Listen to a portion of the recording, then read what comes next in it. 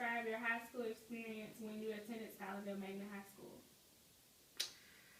Well, let me interject a little bit first. It wasn't called Schuylerville Magnet High School then. It was called Schuylerville High School. And I would say it was very exciting and adventurous. The reason why I would say that, at that time you was learning yourself and you was learning how to deal with others. And Schuylerville was an adventure every day. You never knew what you was going to learn um, throughout your school year. It was always something new and exciting. How has attending Schuylerville impacted your life and future? Well, the only thing I say with my life is that I had two daughters that was very exciting that they went to the school that I attended and walked the same halls. And actually, it was like reliving Schuylerville all over again. As far as with the future and what way it impacted my future, back then the guidance counselors always wanted you to do a step higher. Only thing is that they really wanted me to go to a university due to how high my grades and how high I scored with the standardized tests. They wanted me to go to University of New Orleans, which I did attend University of New Orleans. That's the only regret that I really wish I would have went to a HBCU, because I think at HBCU I would have been um, more prepared a little bit versus going to the white school and going to the HBCU. Do you think Schuylerville High has prepared you for the real world? Explain in detail. Back then, Schuylerville definitely prepared you for the real world as much as they could, because you had teachers back at that time that really they impacted the student. Um, you had your PE teacher, quite naturally, that's gonna always keep you in shape and knowing, you know, the right thing to do, the nutrition and everything.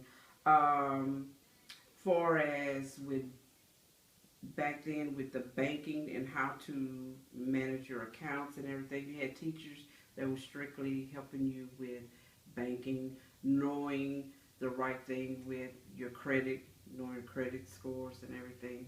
Um, and the biggest thing was the home economics teacher, in helping you with, you know, cooking and sewing. And I don't think the school has any of that anymore. So many young ladies don't know how to cook, and definitely not how to sew.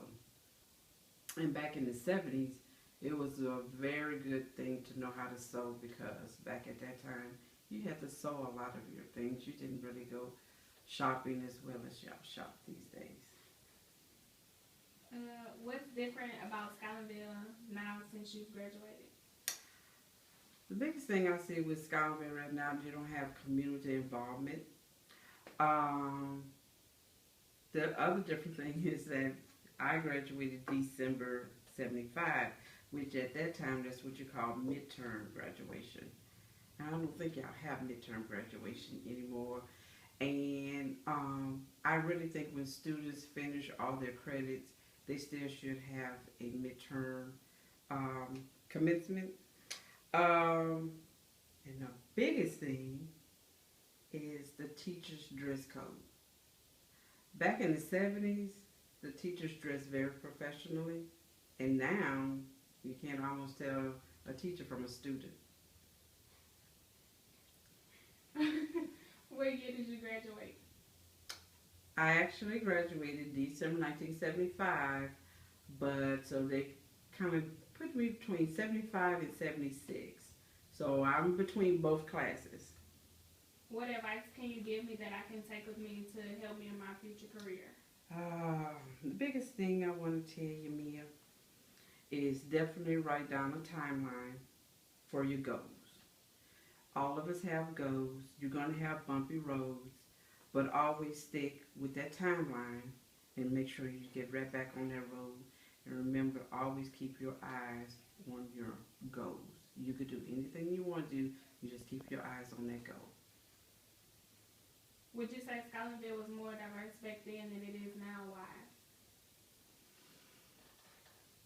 Uh, Back then, well, now it is that. As far as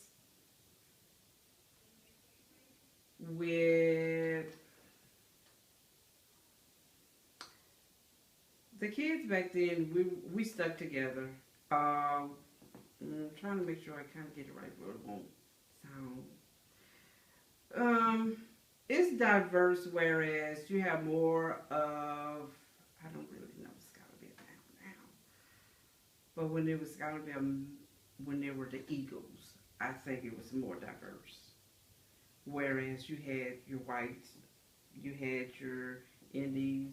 Um, Scotlandville right now is kind of going back a little bit, whereas mostly all blacks. What was that, the 90s or whatever? That's when it was more diverse. You had, yeah, the 80s, late 80s and 90s, it was more diverse. I think it's kind of going back now to the way it was back in the 70s. What was your most memorable high school moment? My most memorable high school moment was when we played Capitol High, and it was homecoming, and I played in the band, and we were we had to go to Memorial Stadium, and when our band marched in, we got the biggest, warmest cheer, and um, the fans just went wild when we went in. That's my most memorable moment in high school is that night when we played Capitol High.